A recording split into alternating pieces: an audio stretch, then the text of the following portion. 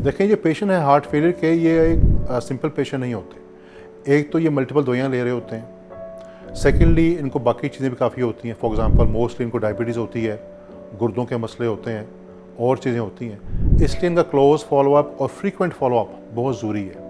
तो आम तौर पे इनको महीने में कम से कम एक दफ़ा अपने मौलिक से ज़रूर मिलना चाहिए, अपने ट्रीटमेंट को एडजस्ट कराना चाहिए, अपना डेली वेट करना चाहिए घर पे, ताकि अगर वेट एक ख़ास मकदार से बढ़ रहा है और फ्लूइड जिस्म में इकट्ठा हो रहा है तो उसके फिर प्रॉपर ट्रीटमेंट शुरू करके उनको मैनेज किया जा सके। अगर इनका प्रॉपर फॉलोअप ना किया जाए तो फिर ये पेशेंट बार बार हॉस्पिटल में एडमिट होते हैं, तो ऑब्वियसली उससे फिर ख़र्चा बढ़ता है, परेशानी बढ़ती है।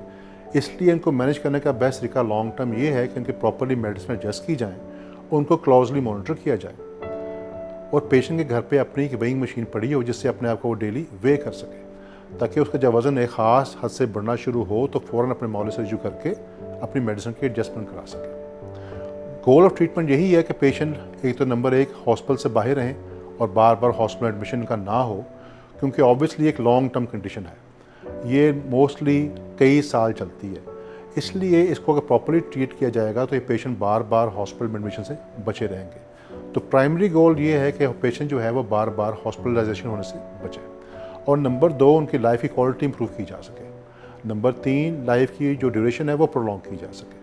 तो ये तमाम चीज़ें बुनियादी तौर पे इन पेशेंट को देखनी पड़ती हैं, और इसके लिए फिर क्लोज मॉनिटरिंग और क्लोज फॉलोअप अपने पेशेंट के साथ और मॉलेज के साथ बहुत ज़रूरी है। बेसिकली एक टीम अप्रोच है, इसमें पेशेंट की फैमिली, उसका मॉलेज, ये सब लोग शामिल हैं।